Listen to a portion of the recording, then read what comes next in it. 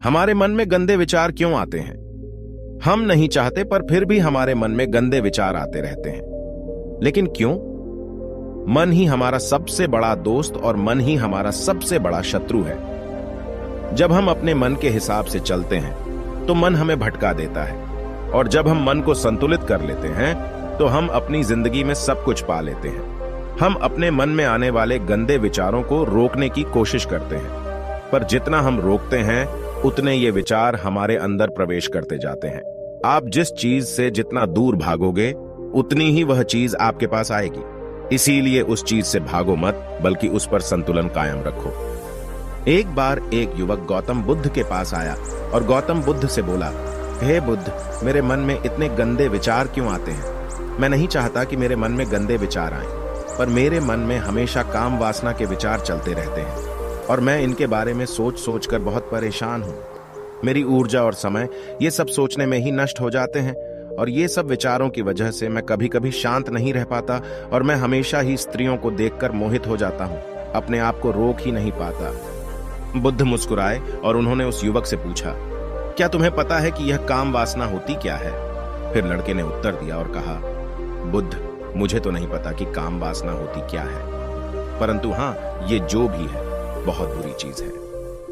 फिर बुद्ध ने उस युवक से कहा, सबसे पहले तो तुम्हें यह समझना है कि प्राकृतिक रूप से जो भी चीज हमारे अंदर है वह बुरी नहीं है।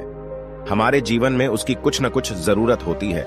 वासना कोई बुरी बात नहीं है, यह हमारे मन की एक भावना है जो हमें किसी न किसी चीज की कमी का एहसास करवाती है, और फिर हम उस चीज को पाने के लिए उस चीज की ओर आकर्षित हो जाते हैं। जैसे अगर तुम्हारे पास धन की कमी है तो तुम में धन पाने की वासना उत्पन्न हो जाएगी। इसका मतलब यह नहीं कि वासना बुरी है, बल्कि यह तो हमारे मन के एक प्रकार की जरूरत का एहसास है, और जब यह जरूरत शारीरिक हो तो हम इसे काम वासना कह देते हैं। युवक ने गौतम बुद्ध को कहा, बुद्ध, मुझे काम वासना का मतलब तो समझ में आ गया, पर आप मुझे यह बताइए कि यह आती कहां से है और कैसे आती है? गौतम बुद्ध ने कहा, काम वासना कहीं से आती नहीं है, यह तो हमारे अंदर ही होती है, और इसका होना तो जरूरी भी है, तभी तो मानव जाति का विस्तार होगा।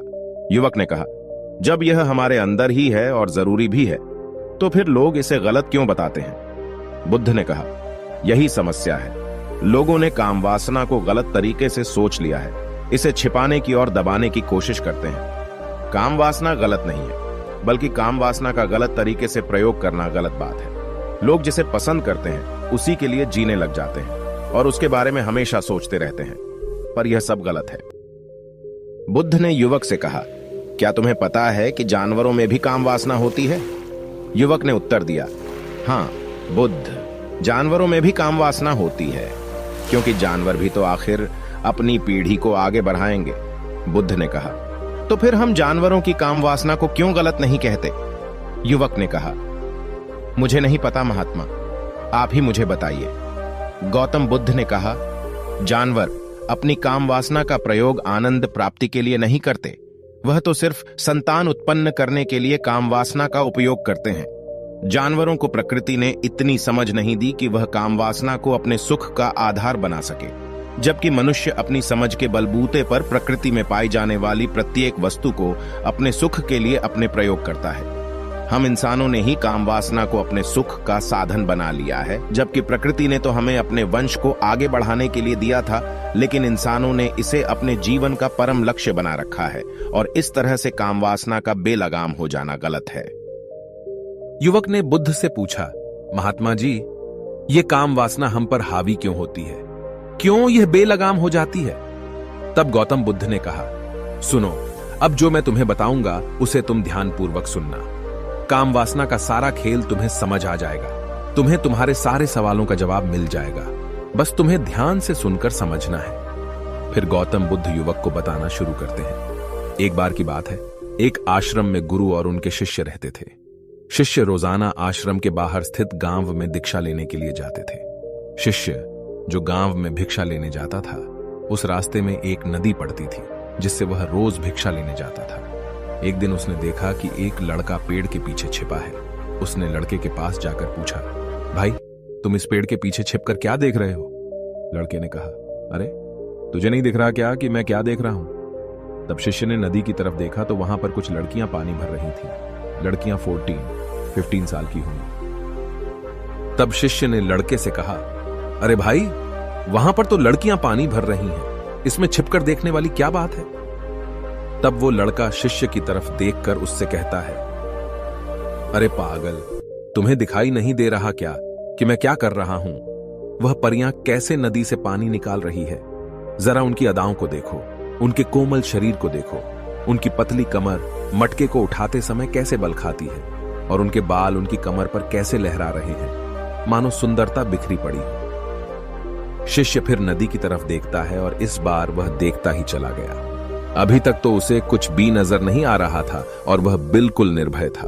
उसे किसी बात का कोई डर नहीं था, लेकिन अब वह छुपने लगा और उन लड़कियों को देखने लगा जैसे उसने कोई अपराध कर दिया हो। और जब वो छुपकर उन लड़कियों को देख रहा था तभी वो अंदर से कांप गया और उसने कहा कि यह मैं क्या कर रहा हूं? मैं जो भी कर रहा हूं वह सही नहीं है, मुझे यहां से चले जाना चाहिए। और फिर वह जल्दी से वह से चला जाता है। फिर वह आश्रम पहुंच जाता है। आश्रम जाकर वह अपने कार्यों में लग गया, लेकिन जो अभी वह देख कर आया था वही उसकी आंखों के सामने बार बार आ रहा था। उसके मन में वही दृश्य चल रहा था। उसका मन वही सब कुछ देखने के लिए ललचा रहा था। उसका किसी भी काम में मन नहीं लग रहा था। सुबह होते ही वह रोज भिक्षा के लिए आश्रम से जल्दी निकल जाता और नदी के पास वाले पेड़ के पास जाता जहां वह लड़का पहले से मौजूद रहता था। उसके साथ मिलकर लड़कियों को छुपकर देखता था। अब वह रोज ऐसा करने लग गया। उसका मन अब किसी भी काम में नहीं लगता था। वह हमेशा किसी न किसी प्रकार के विचारों में उलझा रहता था। वह आश्रम के कार्यों को भी ठीक ढंग से नहीं कर पा रहा था। न वह ठीक से सो पाता था और न ठीक से खाना खा पाता था। उसका मन बेचैन सा रहता था। उसका मन बार बार उन लड़कियों के सौंदर्य को देखने के लिए ललचाता था। जब गुरु भिक्षा देते तब भी उसका मन कहीं और विचारों में खोया रहता था। गुरु ने अपने शिष्य की इन हरकतों को देखा। तब एक दिन गुरु ने शिष्य को अपने पास बुलाया और कहा, आज से मैं भी तुम्हारे साथ भिक्षा मांगने चलूंगा। तुम और मैं साथ साथ भिक्षा मांगने चलेंगे। तभी शिष्य ने गुरु को मना करते हुए बोला, नहीं गुरुदेव, आप परेशान क्यों हो रहे हो? मैं अकेले ही ठीक से भिक्षा मांग सकता हूं। गुरु ने शिष्य से कहा, ठीक है, तुम अकेले ही भिक्षा मांगने जाओ। इसके बाद शिष्य भिक्षा मांगने निकल गया। शिष्य के जाने के बाद गुरु भी आश्रम से निकल गए और शिष्य का पीछा करने लगे कि वह कहां जाता है, किससे मिलता है। यह सब देखने के लिए उसके पीछे पीछे चलने लगे। थोड़ी दूर जाने के बाद गुरु ने देखा कि उनका शिष्य एक लड़के के साथ एक पेड़ के पीछे अपराधी की तरह छिपा हुआ है और छिपकर कुछ देख रहा है। गुरु भी अपने शिष्य के पीछे जाकर खड़े हो गए, यह देखने के लिए कि आखिर उनका शिष्य क्या देख रहा है जिसके लिए वह पेड़ के पीछे अपराधियों की तरह छिपा पड़ा है। गुरु ने देखा कि उनका शिष्य पेड़ के पीछे छिपकर लड़कियों को देख रहा है जो नदी से पानी भर रही है। तभी गुरु ने शिष्य से कहा, क्या तुम लड़कियों से भी भिक्षा लोगे? गुरु की आवाज सुनकर शिष्य का मन घबराया और उसके पसीने छूटने लगे। वह थर थर कांप रहा था, जैसे किसी चोर को पकड़ते समय रंगे हाथों पकड़ लिया हो। उसकी हालत खराब हो गई। वह कुछ भी नहीं बोल पा रहा था। वह लड़का जो शिष्य के साथ था वहां से भाग गया, जिससे शिष्य और भी घबरा गया था। उसके मुंह से कुछ टूटे फूटे शब्द ही निकल रहे थे। वह अपने गुरु से भी नजर मिलाने का साहस नहीं कर पा रहा था। गुरु ने शिष्य की ओर देखा और कहा, मेरा शिष्य तो निर्भय है, उसे तो किसी भी चीज का डर नहीं है, लेकिन ये क्या, तुम तो डर के मारे कांप रहे हो। शिष्य ने गुरु से कहा, मुझे माफ कर दो, इसमें मेरा कोई दोष नहीं है। उस लड़के ने मुझे बहका दिया था, लेकिन मैं आपसे वादा करता हूं कि आज के बाद मैं कभी दोबारा ऐसा नहीं करूंगा। मुझे माफ कर दो। गुरुदेव ने कहा कि कोई बात नहीं, पर इस बात का तुम ध्यान रखो कि हम जैसी संगति करते हैं वैसा ही फल हमें प्राप्त होता है। हम जैसे संगति करते हैं उनके विचार हमारे अंदर प्रवेश करते हैं। इसीलिए अच्छी संगति करो ताकि तुम्हारे अंदर अच्छे विचार प्रवेश करें। फिर गुरु और शिष्य आश्रम लौट आए और फिर से आश्रम के कार्यों पर ध्यान देने लगे। उसने उस रास्ते को छोड़ दिया और दूसरे रास्ते से जाने लगा। वह अपने काम को ध्यान से करता था, लेकिन धीरे धीरे उसके अंदर क्रोध उत्पन्न हो गया और फिर वह दूसरे शिष्यों पर क्रोध करने लगा और बेचैन हो गया। अब वह सही समय पर भोजन भी नहीं करता था। वह भोजन भी बहुत कम खाता था। एक रात गुरु शिष्य के पास आए और उससे बोले कि तुमने मुझसे वादा किया था कि तुम अपना मन नियंत्रण में रखोगे। अब तक तुमने कितनी बार अपना वादा तोड़ दिया। यह सुनकर शिष्य अपने गुरु के चरणों में गिर गया और रोने लगा। रोते रोते ही उसने गुरु से कहा कि गुरुदेव, मैं कई बार अपना वादा तोड़ चुका हूं, फिर वादा कर लेता हूं, लेकिन हर बार मैं वादा तोड़ देता हूं। मेरा मन मेरे नियंत्रण में है ही नहीं। मैं बहुत कोशिश करता हूं कि मैं अपने मन से सारे बुरे विचारों को निकाल दूं, लेकिन मैं चाहकर भी ऐसा नहीं कर पा रहा हूं। फिर गुरु ने शिष्य को कहा, चलो मेरे साथ। गुरु शिष्य को आश्रम के बगीचे में लेकर गए और शिष्य से कहा, देखो यहां पर कुछ नालियां बनी हुई है जिससे नदी का पानी इन पौधों तक आ रहा है, और यह पानी निरंतर भाव से बह रहा है। क्या तुम इस पानी के बहाव को रोक सकते हो? शिष्य ने कहा, हां गुरुदेव, मैं इस बहाव को रोक सकता हूं। फिर शिष्य ने मिट्टी उठाकर उस नाली के छोर पर डाल दी। वह पानी थोड़ी देर के लिए रुक गया और फिर थोड़ी देर बाद उस रेत के ऊपर से पानी आया। गुरु ने शिष्य से कहा, अरे ये क्या, ये पानी तो रुका ही नहीं। फिर से उसने कुछ कंकर पत्थर उठाकर उसे नाली में डाल दी और फिर थोड़ी देर के लिए पानी रुक गया, लेकिन फिर थोड़ी देर बाद ही उन कंकर पत्थरों के ऊपर से पानी निकल आया। गुरु ने कहा, शिष्य यह क्या हुआ? पानी तो फिर से आ गया। तुम तो बोल रहे थे कि तुम इसे रोक दोगे। क्या हम किसी चीज को पूरी तरह से रोक सकते हैं? तब शिष्य ने कहा, कोई बात नहीं गुरुदेव, मैं इस पानी को तो रोक कर आपको दिखाऊंगा। फिर उसने एक बड़ा सा पत्थर लेकर आया और उसे नाली पर डाल दिया। पानी रुक गया। तब शिष्य ने गुरु से कहा, देखा गुरुदेव, मैंने कहा था ना कि पानी को मैं रोक दूंगा। मैंने पानी को रोक दिखाया। आपकी बात मैंने पूरी कर दी। गुरु मुस्कुराए और बोले, अच्छा जरा ध्यान से देखो, पानी रुक गया है क्या? वो तो पीछे की नाली तोड़कर बाहर आ गया और अगल बगल से बह रहा है। और ध्यान से देखो, इस पत्थर के आगे भी आ गया और यह पानी अपना रास्ता बदलकर फिर से आगे की तरफ बह जाएगा। फिर थोड़ी देर बाद ऐसा ही हुआ। फिर गुरु ने शिष्य को समझाया, तुम्हारे साथ भी तो ऐसा ही चल रहा है। तुम बार बार प्रयास कर रहे हो, बड़े से बड़ा प्रयास कर रहे हो, पर हर बार तुम्हारा प्रयास टूट रहा है और यह हमेशा टूटता ही रहेगा। यह पत्थर तुम्हारा प्रयास है और यह पानी तुम्हारे विचार। तुम कितना भी बड़ा पत्थर रख लो, लेकिन पानी तो अपना रास्ता बना ही लेगा। यह देखकर शिष्य ने पूछा, हे गुरुदेव, क्या कोई तरीका नहीं है जिससे मैं गंदे विचारों से बाहर निकल सकूं? गुरु ने कहा, एक तरीका है। यह पानी जिस नदी से आ रहा है, तुम वहां से इस पानी का रास्ता ही बदल सकते हो। गुरु शिष्य को एक नदी के पास ले गए जहां से उस बगीचे में पानी आ रहा था। गुरु ने शिष्य से कहा, वो पानी इसी नदी से जा रहा है। अगर हम यहीं से उसका रास्ता बंद कर दें जहां से पानी बगीचे में जा रहा है, तो क्या हम पानी को रोक नहीं सकते? शिष्य ने कहा, हाँ गुरुदेव, अवश्य ऐसा हो सकता है। मैं इस पानी को यहीं से बंद कर देता हूं। तब आगे की नाली में पानी जाएगा ही नहीं और फिर बगीचे में पानी ही नहीं जाएगा। फिर गुरु ने कहा, शिष्य अगर पानी बगीचे में नहीं जाएगा तो पेड़ पौधों को पानी कहां से मिलेगा? उन पेड़ पौधों को तो पानी की आवश्यकता है। फिर शिष्य ने विचार किया और कहा, मेरे मन में तो यह बात आई ही नहीं, इस पानी का बगीचे में जाना जरूरी भी है। गुरु ने कहा, और उन पेड़ पौधों में कुछ ऐसे हैं जिनको रोज पानी की आवश्यकता है, वो तो मुरझाकर मर ही जाएंगे। पानी तो हमें खोलना ही होगा। शिष्य ने गुरु की बात सुनकर पानी का रास्ता खोल दिया। तब गुरु ने पूछा, अगर हम इस नदी के पूरे पानी को बगीचे की तरफ मोड़ दें तो क्या होगा?